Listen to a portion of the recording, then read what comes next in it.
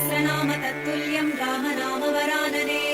हरे राम राम राम हरे हरे, हरे कृष्ण कृष्ण कृष्ण हरे हरे, हरे राम राम राम हरे हरे, हरे कृष्ण कृष्ण कृष्ण हरे हरे, हरे राम राम राम हरे हरे, हरे कृष्ण कृष्ण कृष्ण हरे हरे.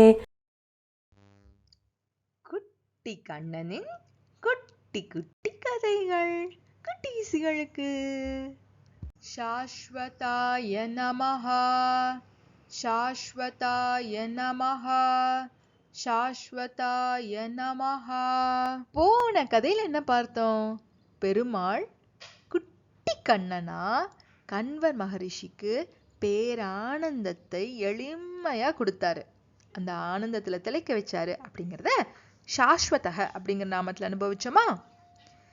எப்படி பெருமாள் எந்த வேலையை செஞ்சாலும் கிரியேஷன், மெயின்டெனன்ஸ், டிசல்யூஷன் அதை தாண்டி எந்த ஒரு சின்ன சின்ன காரியங்களை செஞ்சா கூட அதுல ஒவ்வொரு நாளும் புதுமை ஸ்ரத்தாவோட செய்ய முடியறது.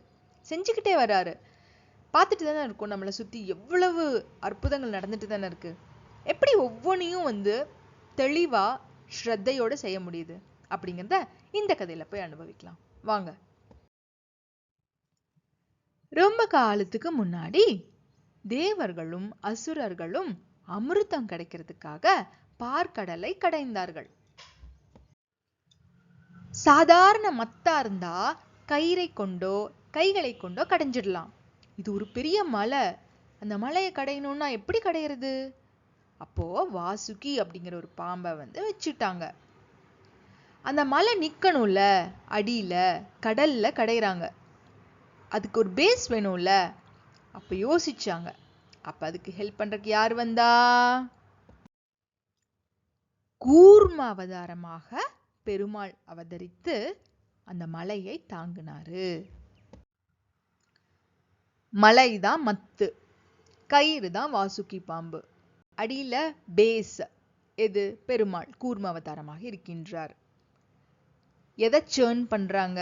பார்க்கடலை சேர்ன் பண்றாங்க. கடையிறது யாரு? தேவர்களும் அசுரர்களும் எல்லாரும் ரெடியா இருக்காங்க. எப்படி கடைஞ்சாங்கன்னு போய் பார்க்கலாமா?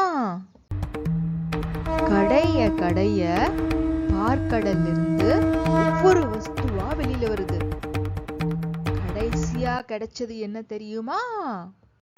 नमस्तेस्तु महामाये श्रीपीठे सुरपूजिते शङ्खचक्र गदाहस्ते महालक्ष्मी नमोस्तुते नमस्ते गरुडारूढे कोलासुरभयङ्करी सर्वपाप हरे देवी महालक्ष्मी नमोस्तुते महादेवी च विद्महे विष्णुपत्नी च धीमहि तन्नो लक्ष्मी प्रचोदयात्.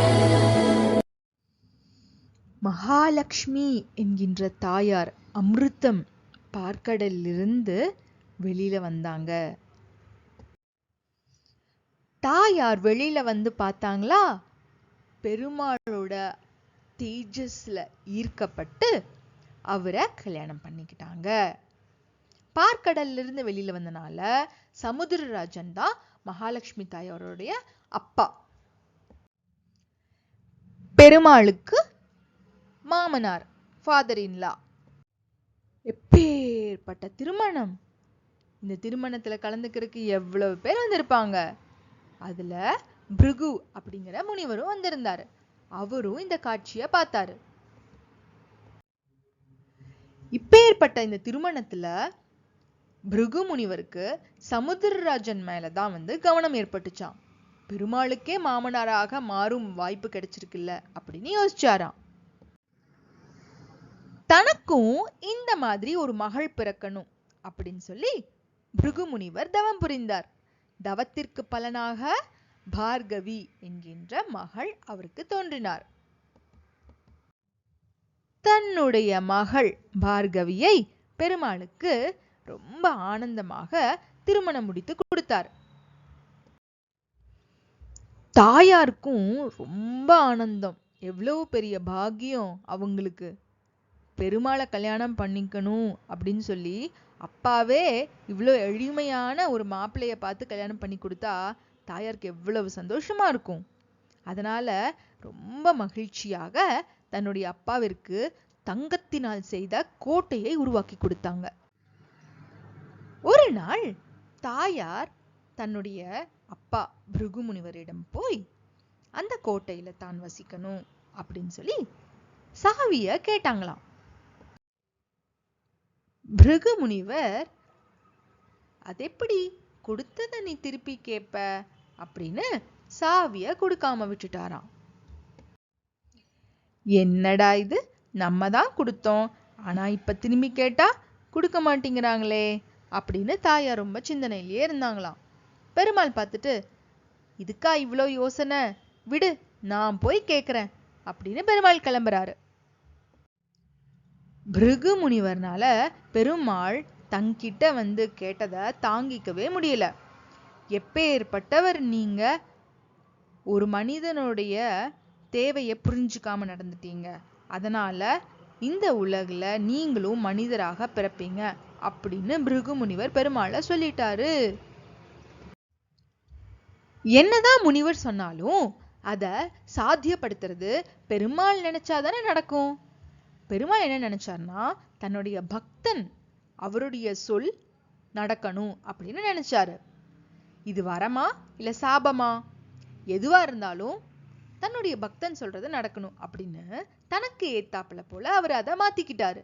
என்ன பண்ணாரு, இந்த பூலோகத்துல மனிதனாக பிறக்க ஆரம்பித்தார். அதுக்கு பேர் என்னது, அவதாரம். நம்ம வாழ்க்கையிலும் நிறைய சிச்சுவேஷன்ஸ் வரும். யார் ஒருவர் பகவானுடைய நாமத்தை ஸ்மரணம் செய்து கொண்டே இருக்கிறார்களோ அவங்களுக்கு வருகின்ற சூழ்நிலையை வாய்ப்பாக மாற்றி பகவான் கொடுப்பாரு. இப்ப எப்படி பிருகு முனிவர் சொன்னாரு, நீ மனிதனாக இந்த பூமியில தோன்றணும்னு, பெருமாள் அதை வாய்ப்பா மாற்றிட்டார்ல. சரி, நம்ம பூமியில தோன்றுனா இங்க நிறைய பக்தர்கள்லாம் இருக்காங்க, அவங்களையெல்லாம் நம்ம கரை சேர்த்தணும், அவங்களெல்லாம் நம்ம கூட அழைச்சிட்டு போயிடணும்னு சந்தோஷமா பூமியில அவதாரம் பண்ண ஆரம்பிச்சிட்டாரு. நீர் ஓட்டம் எப்படி இருக்கும், பார்க்கறதுக்கு நீர் இருந்துகிட்டே இருக்க மாதிரி இருக்கும். ஆனா நம்ம ஒரு இடத்துல பார்க்குறோம் அப்படின்னா அங்க இருக்கிற நீர் கொஞ்சம் செகண்ட்ஸ்க்கு அப்புறம் அது அங்க இருக்காது, வேற நீர் இருக்கும். தொடர்ந்து இருக்க மாதிரி இருக்கும், ஆனா டிஸ்கிரீட்டா இருக்கும். அங்க இருக்கிறது புதுசு புதுசா வேற வேற நீர் இருக்கும். நீரோட்டம் போன்று எல்லா காலங்களிலும் எல்லா இடங்களிலும் இருந்து கிரியேஷன், சஸ்டெனன்ஸ், டிசல்யூஷன் அப்படிங்கிற பிறப்பு, காத்தல், அழித்தல் என்கின்ற தொழிலை செய்து வருகின்றார்.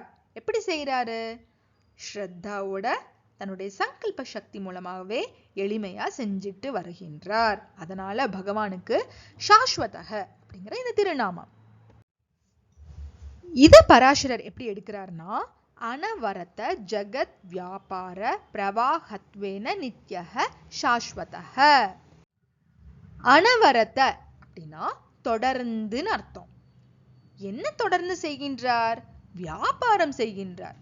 என்ன வியாபாரம், ஜகத் வியாபாரம். எப்படி செய்கின்றார், நித்தியமாக செய்கின்றார் அப்படின்னு பராசரர் எடுக்கிறார். தேவர்களுக்கு கிடைத்த அமிர்தம், செல்வம் நமக்கும் கிடைப்பதற்கு நாமும் இந்த நாமம் சொல்லலாமா, சாஸ்வதாய நமஹ, சாஸ்வதாய நமஹ, சாஸ்வதாய நமஹ. பூமியில் தோன்றி பெருமாள் எப்படி கரை சேர்க்கிறார், என்ன பண்றாரு அப்படிங்கறதெல்லாம் அடுத்த கதையில அனுபவிக்கலாம்.